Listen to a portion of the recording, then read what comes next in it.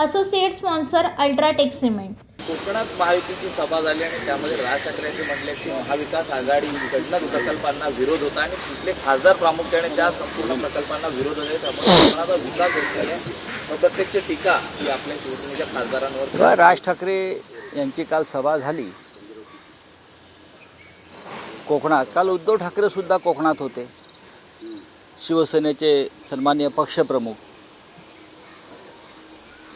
युवा सेना प्रमुख आदित्य ठाकरे सुद्धा होते.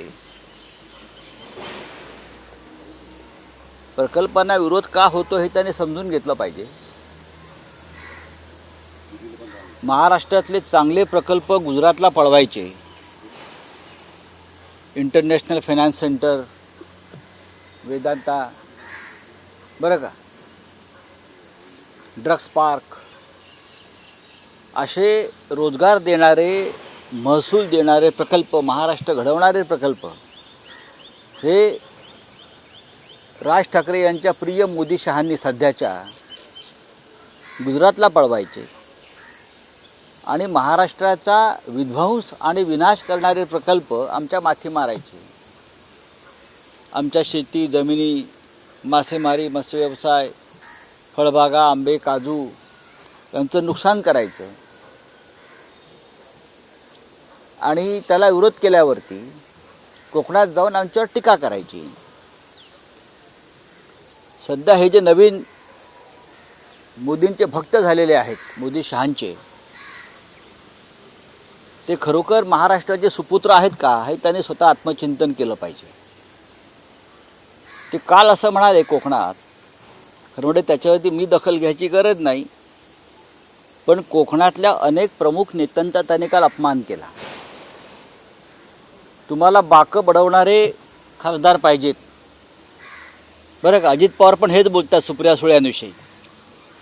तुम्हाला बाकं बडवणारे खासदार हवे आहेत की मोदींच्या मंत्रिमंडळात जाऊन काम करणारे खासदार हवे. नारायण राणे आणि मोदींच्या मंत्रिमंडळात जाऊन काय दिवे लावले कोकणासाठी, महाराष्ट्रासाठी, याचा खुलासा काल त्यांची वकिली करणाऱ्यांनी करायला हवा. बाकं बडवणारा खासदार म्हणजे काय? मंत्रिमंडळात गेले नाहीत म्हणजे बाकं बडवणारे.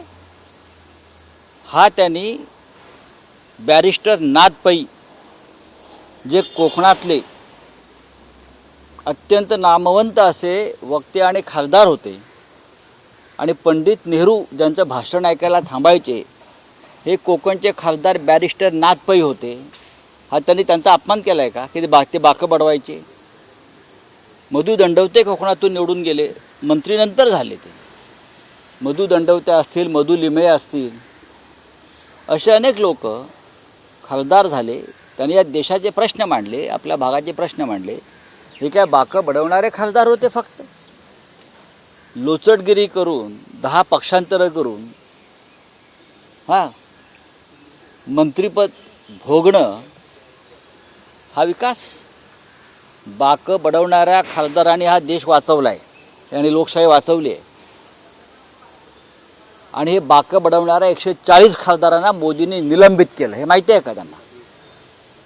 बाकं बडवून मोदींना सवाल विचारणाऱ्या लोकशाही संदर्भात 140 खासदारांना मोदी आणि शहांनी निलंबित केलं. ही बाकं बडवणाऱ्यांची ताकद आहे. बॅरिस्टर नाथ पै हे त्याच कोकणातून सातत्यानं निवडून येत होते आणि पंडित नेहरूंच्या आणि इंदिरा गांधींच्या नेतृत्वाखालील सरकारला आपल्या भाषणानं घाम फोडत होते. हे जे मौनी खासदारांचं समर्थन करतायत मनसेचे प्रमुख, ही त्यांची मजबुरी आहे. ही त्यांची मजबुरी आहे. पण असू द्या, कोकणला फार मोठी परंपरा आहे आणि ती परंपरा विनायक राऊत पुढे नेत आहेत शिवसेनेचे. कोकणला बॅरिस्टर नाथ पै असतील, मधु दंडवते असतील, सुधीर सावंतसुद्धा चांगल्या प्रकारे लोकसभेत काम करत होते. भले बाकं बडवत असतील, पण त्यांनी जी भूमिका अनेकदा वारंवार घेतलेल्या आहेत त्या महत्त्वाच्या आहेत. बॅरिस्टर नाथ पैंनी बाकं बडवून बेळगाव, कारवार, मुंबईसह सीमा भागाचे प्रश्न हे संसदेमध्ये मांडलेले आहेत. मधु दंडवत्याने बाकं बडवून कोकण रेल्वे कोकणमध्ये आणलेली आहे. भ्रष्टाचारावरती हल्ले केलेले आहेत. थोडंसं आत्मचिंतन, थोडा अभ्यास केला वेळ काढून तर अनेक गोष्टी समजतात. पण अंधभक्त जे होत आहेत, नकली अंधभक्त, हे खरे भक्त नाहीत. हे उद्या त्यांची भक्ती बदलू शकते, देव बदलू शकतात. त्याच्यामुळे त्यांनाही समजणार नाही. बोला. सर, राज ठाकरे म्हणजे अभ्यासू आणि दिलेला शब्द पाळणे. मात्र एखादा माणूस जर रस्त्याने नवीन शर्ट घातला असेल तर पोटात दुखतं, म्हणजे ते म्हणजे उद्धव ठाकरे. नाही, मला माहीत नाही. राणेंच्या बोलण्याकडे फार दखल घ्यायची गरज नाही. राणे कोकणात आहेत, पराभूत होत आहेत आणि पराभूत होताना त्यांचा हा जो काय कावा चाललेला आहे तो तुम्हाला 4 जूनला कळेल. त्यांच्यावरती फार बोलण्याची गरज नाही. मी कोकणच्या खासदारांचा ज्यांनी काल अपमान केला त्यांच्याविषयी बोललो आणि जे विनाशकारी प्रकल्पांचं समर्थन करत आहेत त्यांच्याविषयी बोललो. खरं म्हणजे मोदी शहाने जे महाराष्ट्राचे प्रकल्प पळवून नेलेत त्याच्यावरती नारायण राणेंनी एकदा तरी तोंड उघडलं का? बाकं बडवायचं सोडा हो. मुंबईतले प्रकल्प नेले, महाराष्ट्रातले अनेक प्रकल्प नेले, महाराष्ट्राची लूट चालू आहे सध्या, त्याच्यावरती राज ठाकरे, नारायण राणे या जोडीने एकदा तरी तोंड उघडलंय का? हे स्पष्ट करावं ना.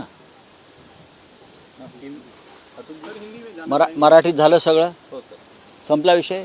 चला अभी हिंदी में बोले. क्या चाहिए आपको बेटा? प्रधानमंत्री नरेंद्र मोदी 22 जनवरी के प्राण प्रतिष्ठा के बाद अयोध्या पहली बार जा रहे हैं, रोड शो करेंगे और वहां पर एक रैली को संबोधित करेंगे. देखिए, 2 चरण जो हो गए हैं चुनाव के, उसमें भारतीय जनता पार्टी पिछड़ गई है.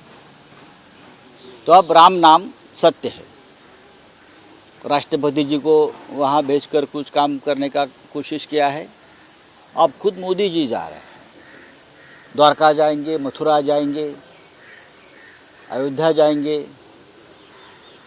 सभी मंदिर घूमेंगे, लेकिन विकास की बात नहीं करेंगे, काम की बात नहीं करेंगे. महंगाई हो, बेरोजगारी हो, उसके ऊपर बात नहीं करेंगे. पुलवामा क्यों हुआ उसके ऊपर बात नहीं करेंगे. और कल दिन दहाड़े पुंछ में हमारे जवानों के ऊपर हमला हुआ और जवान शहीद हो गए, उनके ऊपर अयोध्या में बैठकर वो बात नहीं करेंगे. बस राम के नाम पर वोट दो, राम नाम सत्य है, यही कहेंगे. लेकिन अब जनता उनको इस मामले में कोई मदद करने की मूड में नहीं है. औरंगजेब का फैन क्लब कहा है अमित शाह ने सर. औरंगजेब के बारे में अमित शाह जी को बहुत प्यार है, पहले से प्यार है. ये उनका मिट्टी का धर्म है. महाराष्ट्र में छत्रपति शिवाजी महाराज का जन्म हुआ है, इसलिए हमको छत्रपति शिवाजी महाराज से आदर, प्यार सब कुछ है, प्रेरणा है. लेकिन मैं बार बार देख रहा हूँ अमित शाह जी और मोदी जी औरंगजेब की जप कर रहे हैं.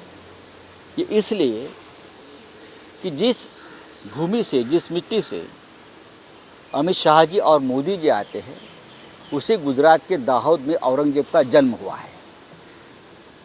इतिहास देख लीजिए. अगर बर्थ सर्टिफिकेट चाहिए तो मैं दे दूंगा. औरंगजेब उसी गुजरात के मिट्टी में उसका जन्म हुआ है, इसलिए उनके दिमाग में औरंगजेब है.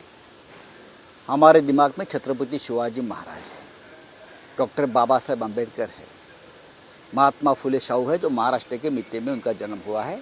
तो उस विचारधारा से हम आगे जाएंगे. और जिस औरंगजेब का जप कर रहे हैं ना अमित शाह जी और मोदी जी, उस औरंगजेब की कब्र हम महाराष्ट्र में गाड़ेंगे. इतिहास एक बार खंगाल लेना. राहुल गांधी ने कहा है कि जो संपत्ति डिस्ट्रीब्यूशन का मामला है जो चल रहा है वो जरूरी है. पहले जातीय जनगणना की जाएगी, उसके बाद किसके पास कितनी संपत्ति है. ये क्या गलत क्या है? हाँ, गरीबों को संपत्ति मिलनी चाहिए. जैसे विनोबा भावे ने उस वक्त उनके ज़माने में एक भूदान का बहुत बड़ा मूवमेंट किया था. जिसके पास ज़्यादा ज़मीन है उससे लेकर गरीबों को बांटी थी. इस प्रकार का काम तो बीजेपी के लोग कभी करेंगे नहीं. विनोबा जी ने कहा था सब भूमि गोपाल की, सब भूमि गोपाल की. और अडानी के बारे में मोदी और शाह बोलते हैं इस देश की सब भूमि और सब संपत्ति अडानी की. तो जो संपत्ति अडानी जैसे लोगों के पास है, मोदी शाह ने दी है, उनका बंटवारा गरीबों में होना ही चाहिए. जो ब्लैक मनी मोदी शाह के पास है, उनके लोगों के पास है, उनका बंटवारा होना चाहिए। उसमें गलत क्या है? ये संपत्ति है, गरीबों की संपत्ति लूट कर 10-12 पूंजीपतियों के हाथ में मोदी शाह जी ने दी है, तो हमारी सरकार आने के बाद उनका पूरा बंटवारा हो सकता है। उसमें गलत क्या है? Associate sponsor UltraTech cement.